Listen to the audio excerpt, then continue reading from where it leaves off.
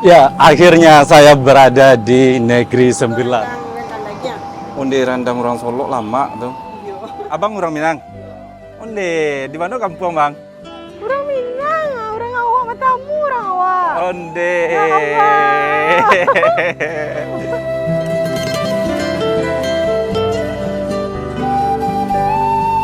Oh, kalau abang orang Minang tapi udah lama ya? Nenek moyangnya, oke, nenek moyangnya. Udah kayak di Indonesia aja. Sini memang Minangkabau. Dari kakaknya Minang, Bukan, saya Jawa. orang Jawa. Oke, terakhir, ready? Ready? Ini bakal kontroversi. Em, Indonesia apa Malaysia?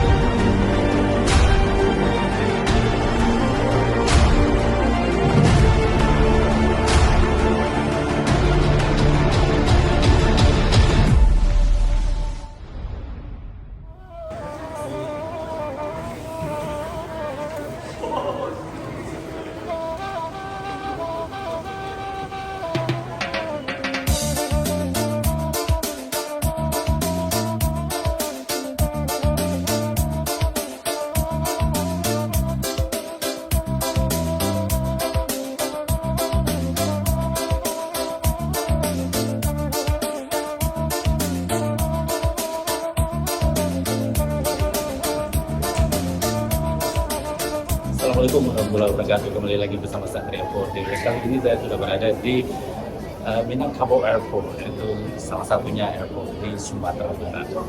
Nggak jauh dari pusat kota Padang, sekitar 30 menit di sini.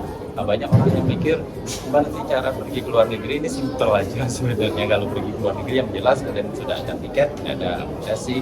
Nanti pas di airport guys, kalian nggak usah browsing apapun, sampai di airport tanya aja. Kalau ke Malaysia itu gampang karena semua orang berbicara bahasa, baik itu bahasa Malaysia ataupun bahasa Indonesia, mirip-mirip ya kan.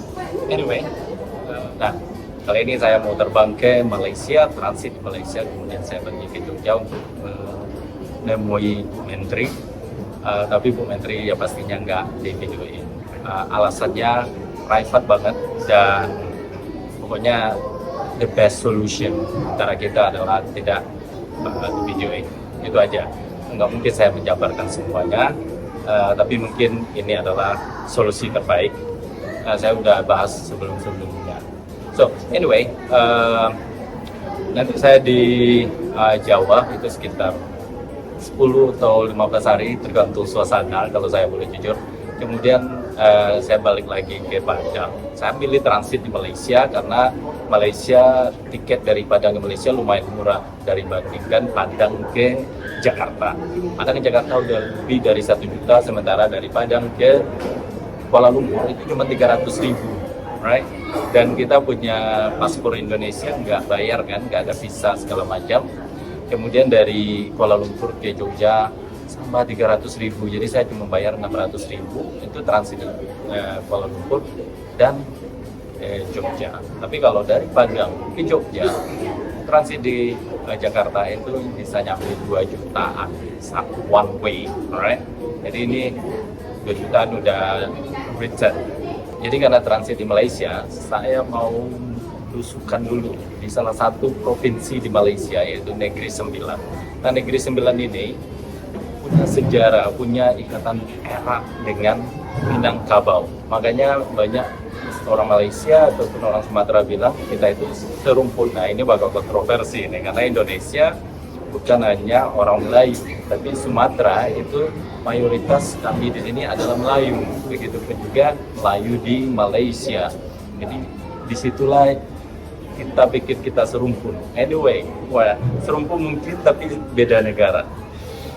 Well, kita respect apapun itu opini kalian, opini penonton, freedom of speech. Jadi kita respect aja, alright? Nah, Jadi pas nyampai di Negeri Sembilan, saya akan melihat bagaimana perkembangan atau sejarah dari Minangkabau di sana. Di sini pun orang Malaysia itu banyak yang pulang kampung. Mereka sudah warga negara Malaysia dan mereka pulang kampung ke Sumatera Barat karena banyak sekali keluarga dekat ataupun di kampung saya aja banyak orang Malaysia yang sudah warga Malaysia tapi kampungnya masih di kampung saya di pesisir selatan, apalagi di pojok-pojoknya Sumatera Barat. So, sangat menarik sekali kita ikuti nanti pas nyampe di Negeri Sembilan bagaimana suasana Minangkabau di sana. Mudah-mudahan kita ketemu dengan warga lokal yang kita bisa berbincang-bincang menurut opini mereka.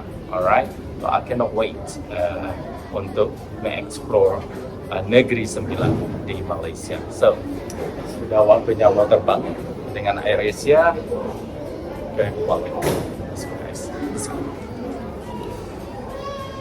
Hey guys, airport Minangkabau nggak terlalu sibuk. Sampai sudah di Kuala Lumpur Airport, KLIA 2 di Malaysia. Okay. Risalah keselamatan ini ada terdapat di dalam satu tempat duduk di hadapan anda. Sila baca dengan teliti. Para penumpang yang duduk bersebelahan pintu kecemasan diminta mempelajari cara penggunaan pintu kecemasan di risalah keselamatan.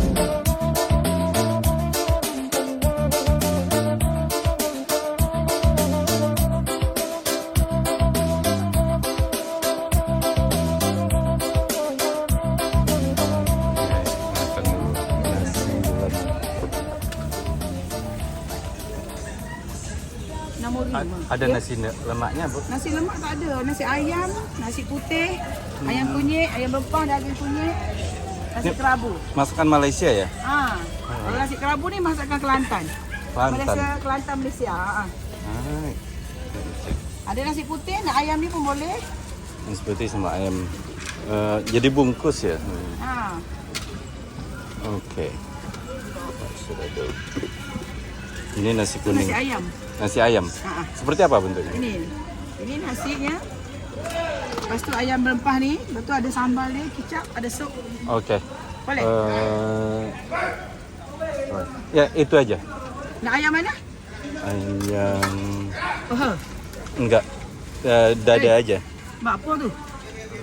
Paha Boleh? Yang dada aja, Bu. Apa ni? Kenapa masalah ni? Betul tak betul? Tapi pun boleh kan? Ini apa ini namanya? Ini kelapa untuk nasi kerabu. Oh, nasi kerabu. Yang dari Bapa Kelantan, ni? yang dari Kelantan nih. Dari Kelantan. Masakan Kelantan. Mak apa ni? Tak betul.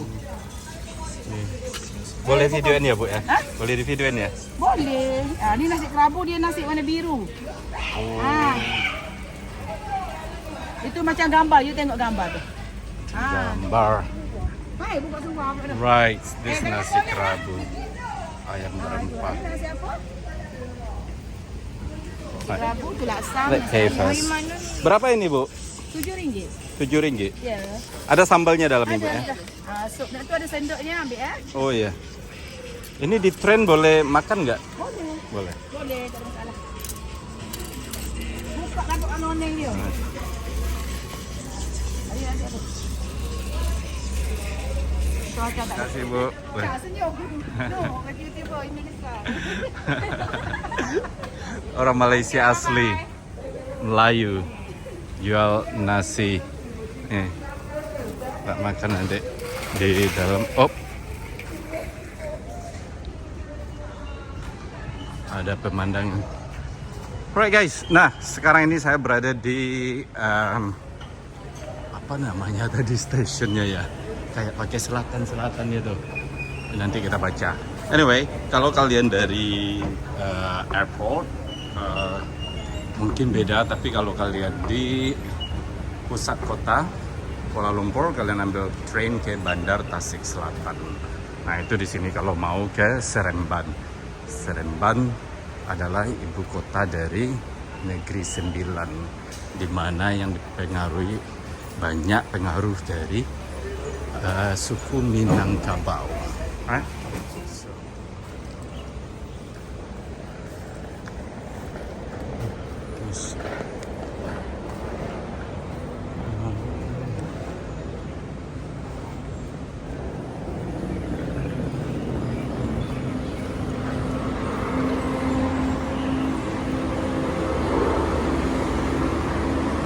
Well.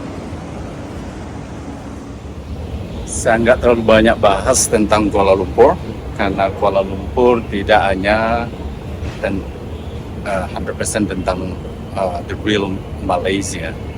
Kuala Lumpur sangat diverse, jadi banyak sekali orang-orang dari mancanegara itu di Kuala Lumpur. Jadi kalau menurut saya, kalau ingin lihat Malaysia sesungguhnya, yang kita tahu Malaysia adalah negara Melayu, jadi kita pergi ke provinsinya mana sarang orang Melayu tersebut, right?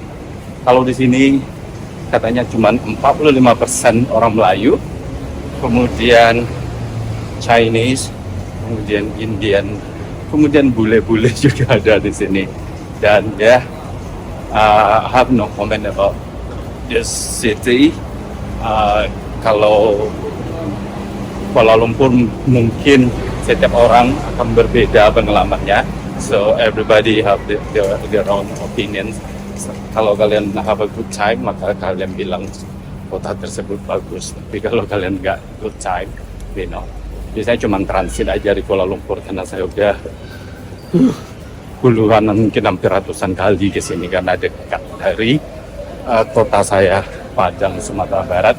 Kalau transit mau ke luar negeri ataupun mau ke Indonesia bagian timur, saya transitnya di Kuala Lumpur. Murah, dekat, dan simple bagi saya. So, lumayan enak di sini. Kayak gula sup, ini sambal. Makan dulu guys. Jadi saya sekarang ini udah di platform. Akhirnya saya ngambil train. Saya nggak tahu tadi kalau ada train dari Kuala Lumpur ke Seremban.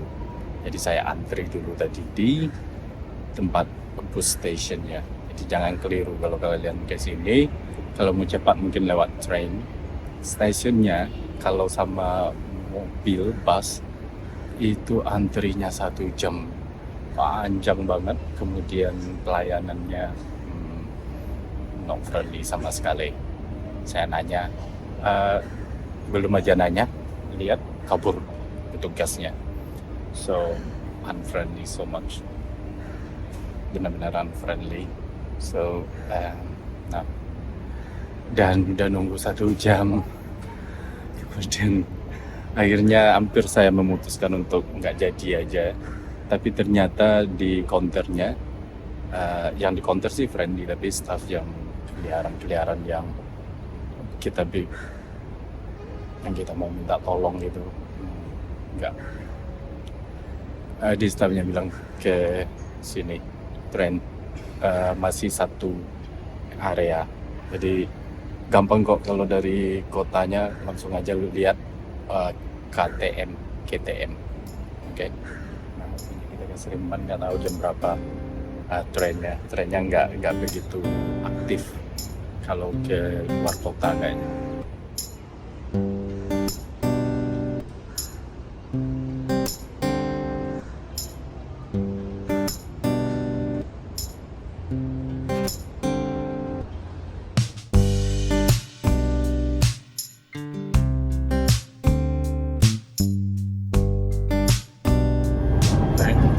Train tiket 8,50 sen dari, tapi ya itu tadi koneksinya nggak bagus. Salah satu kali dalam 3 jam ada trennya ke Seremban yang direct. Jadi saya udah capek, jadi naik aja ini, berhenti di tengah perjalanan, nanti saya nunggu di sana aja daripada satu tempat. Saya nggak konsen, jadinya boring. Mending keluar aja dikit, nanti di Bangi kalau nggak salah. Nah, di Bangi itu minimal gue lihat daerah yang nggak beda. Butuh 1 jam di sana barulah lanjut ke Seremban. Not impressed about public transport di sini. Don't know banding, sorry. Gua cuman bilang apa yang gua rasain, baik itu di Indonesia atau di sini atau di Amerika atau dimanapun. Inilah hanya yang saya jalani ya.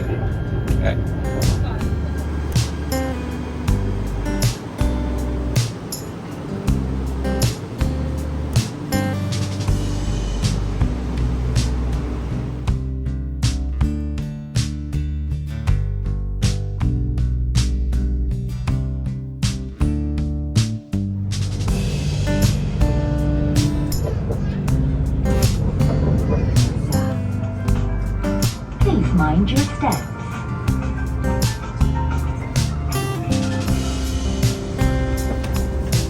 Sampai sudah di Seremban. Jalanan lumayan sibuk, 2 jam lebih di Kuala Lumpur. Kayaknya akses dari kereta apinya nggak masih baru, Seremban Station. jadi belum begitu lancar.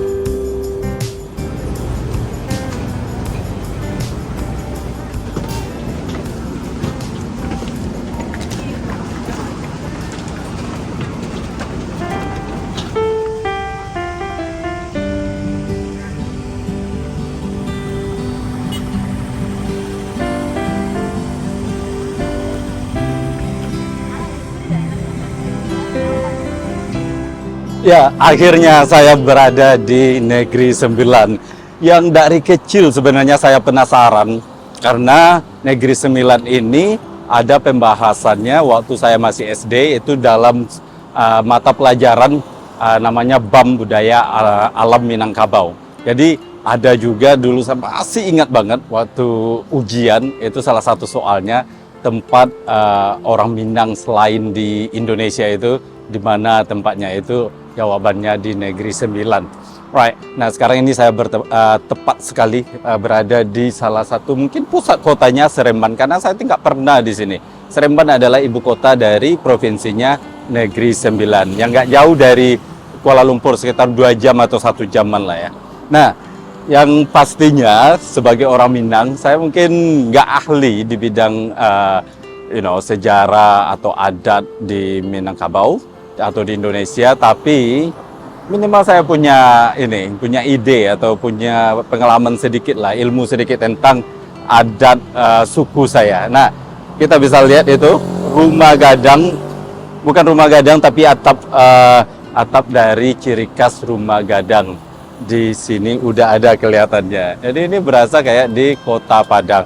Tapi bagaimana secara dalamnya, bentuk dalamnya dari Negeri Sembilan ini? Kita lanjut aja, kita akan belusukan di sekitar wilayah Negeri Sembilan ini. Kita mungkin bicara sama orang lokal juga, right? Dan tanya-tanya. Oke, let's go.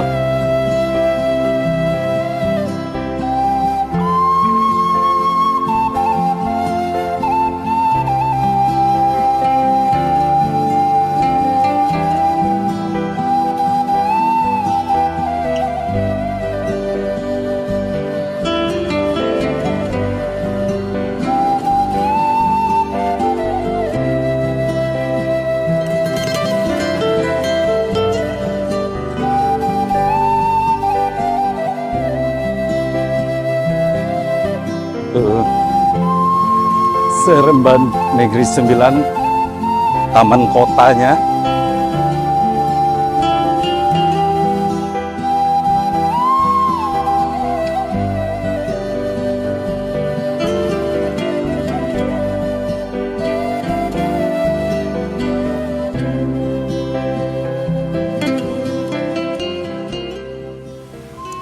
Kesan pertama saya dengan Negeri Sembilan ini adalah tenang. Memang tenang di sini. Karena dari Kuala Lumpur yang hiruk pikuk, nah di sini lumayan agak tenang dan sangat lancar dan lumayan bersih, lumayan tertata.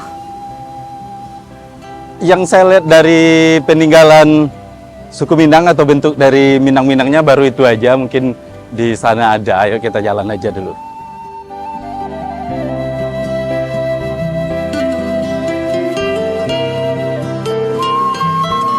Benderanya juga mirip, nggak sama, tapi warnanya sama. Yaitu seperti bendera Jerman, hitam, merah, kuning. Bagi kalian yang nggak tahu, bendera dari suku Minangkabau itu juga sama seperti ini. Cuman di Sumatera Barat, ini disebut dengan Marawa. Marawa, menggambarkan dari mana asal dari suku Minangkabau. Ini mungkin karena ada campuran dari berdasarkan sejarah orang Negeri Sembilan ini. Waktu orang Minang, sambil kita jalan yuk. Waktu orang Minang merantau ke sini, itu mereka harus berbaur dengan orang pribumi yang sudah mempunyai suku juga. Nah, jadi tidak 100% Minangkabaunya. Jadi mereka ya ada perkawinan, ya begitulah perkembangan budaya kan memang begitu ya. Perkawinan atau apalah gitu kan. Akhirnya suku Minangkabau berkembang di sini. Jadi saya juga mengerti kenapa Marawa yang tadi, bendera yang tadi, karena di Malaysia setiap provinsi mereka mempunyai bendera sama seperti di Amerika. Nah, ini untuk Negeri Sembilan. Ya, yang saya maksud, saya mengerti kenapa berbeda dengan di Sumatera Barat atau di Nagari, bukan negara ya, Nagari Minang wilayah itu Nagari. Ya karena ada campuran dengan pribumi saya rasa. Nah, itu kenapa 3 warna itu menggambarkan namanya luha, guys. Saya belajar ini dulu. Jadi luha dan tigo digambarkan dengan 3 warna, bukan bendera Jerman ya. Itu bukan bendera Jerman. Itu lambang dari adat asal dari Minangkabau. Luha dan tigo. Luha itu sama dengan sumur. Jadi zaman dulu itu orang Minang semuanya itu dalam bentuk nagari, ke alam. Tentang alam lah semuanya. Alam Minangkabau. Tanah Minang, Rana Minang ya kan. Luha dan tigo itu, ya namanya luha. Luha itu artinya sumur atau kurang. Jadi sumur dan kurang-kurang maksudnya ya kurang bagus, kurang begini, kurang gitu. Gitu. Jadi luha dan tigo itu termasuk luha agam, luha 50 koto, dan luha tanah datar. Nah, luha tanah datar itu menjadi Kabupaten Tanah Datar yang beribu kota Batu Sangkar. Tanah datar itu mempunyai wilayah yang subur karena dekat dari Gunung Merapi. Right. Itulah pengertian dari bendera Jerman yang kalian pikir itu adalah bendera dari lambang, bukan bendera Marawa kalau kami bilangnya. Marawa di Minangkabau. Nah, ini juga ada tulisannya dalam bentuk Arabik. Jadi ada tulisan Latin dan Arabik juga. Kenapa? Berarti masih sangat kuat di sini Minangnya. Kenapa Arabik? Karena yang namanya orang Minang itu harus Islam, guys. Ya, banyak sekali dari kalian yang dulu waktu saya membahas ini lama banget. Pas saya bahas tentang orang Minang bahwa kalau lu Minang harus Islam. Nanti kita bahas. Dan di video saya adalah gereja. Oke. Berarti toleransi lumayan tinggi di sini. Bagus. Karena di Minang pun juga diajari toleransi. Tapi kenapa harus Islam? Nanti kita bahas, guys. Mudah-mudahan gue ingat. Produk Indonesia semua. Berarti Malaysia lumayan penting buat industri Indonesia ya. Fukushima Energy, sana semua, kopi luwak, Torabika. Udah kayak di Indonesia aja.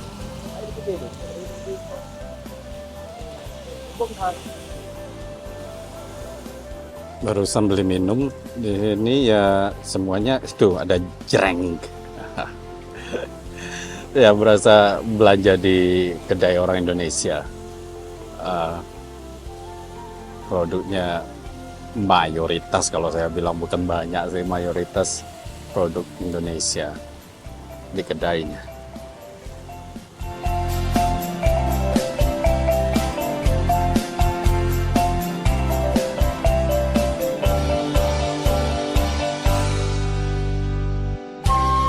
Guys, udah nyampe saya di hotelnya. Ini cuma 210.000 semalam nyarinya lumayan susah karena Google Map-nya nggak bisa dipercaya.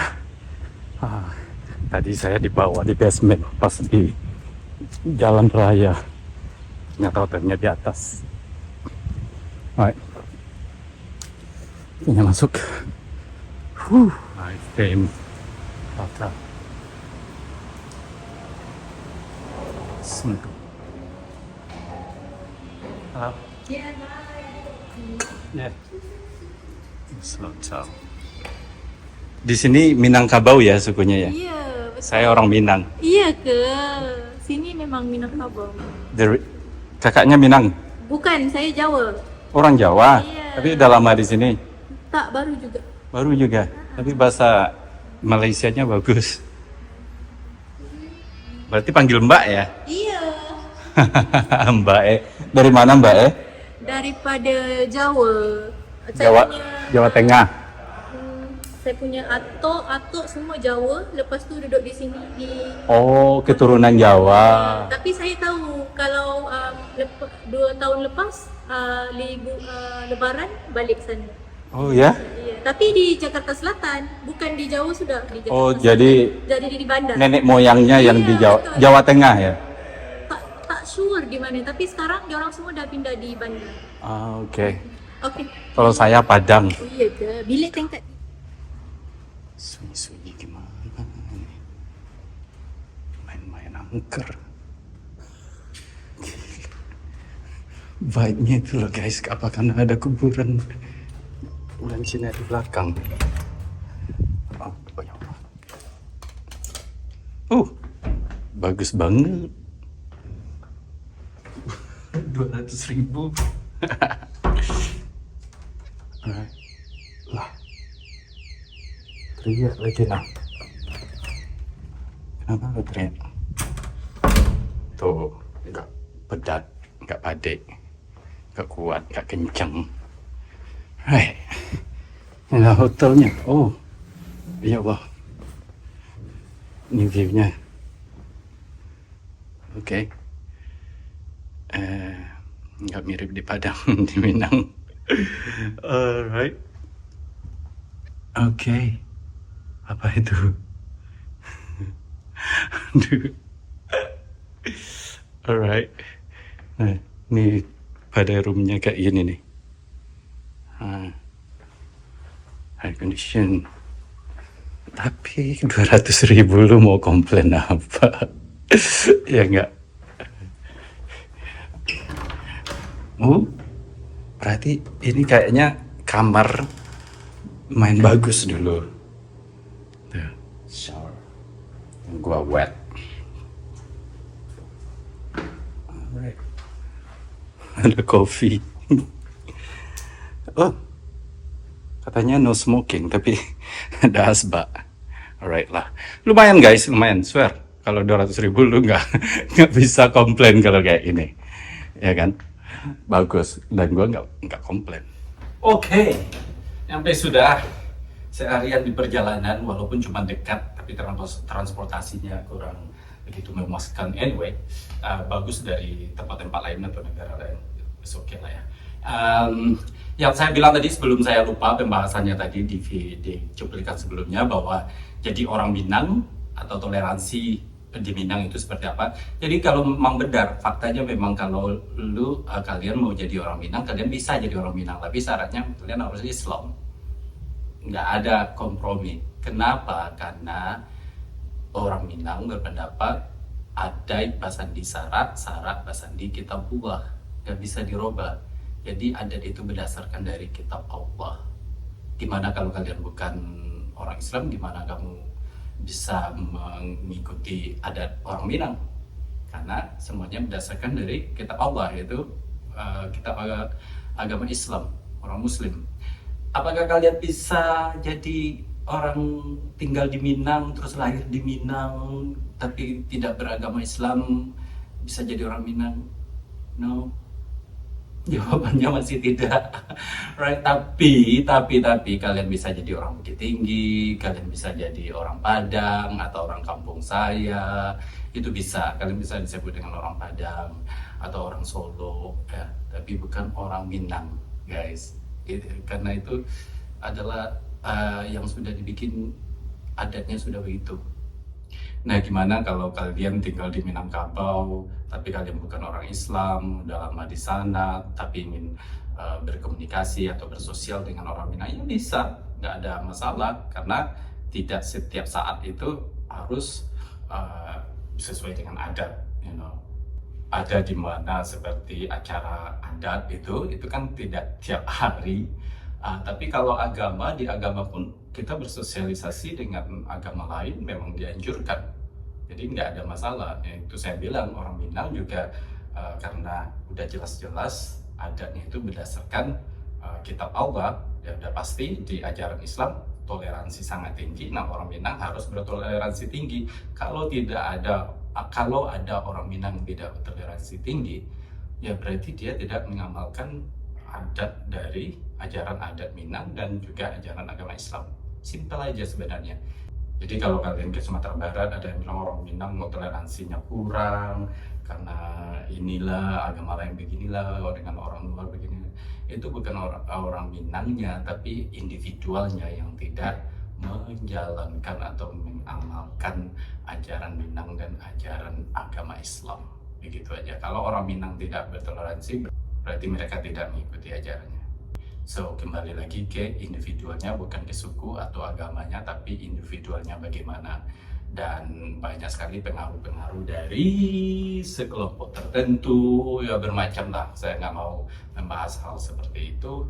Yang jelas, setiap manusia, setiap adat, setiap suku, setiap agama, kalau manusia ini mengamalkan, ya pastinya tidak akan ada bermasalah dengan perbedaan. So, besok kita akan lanjut mengeksplor Negeri 9. Saya istirahat dulu, mandi, basah.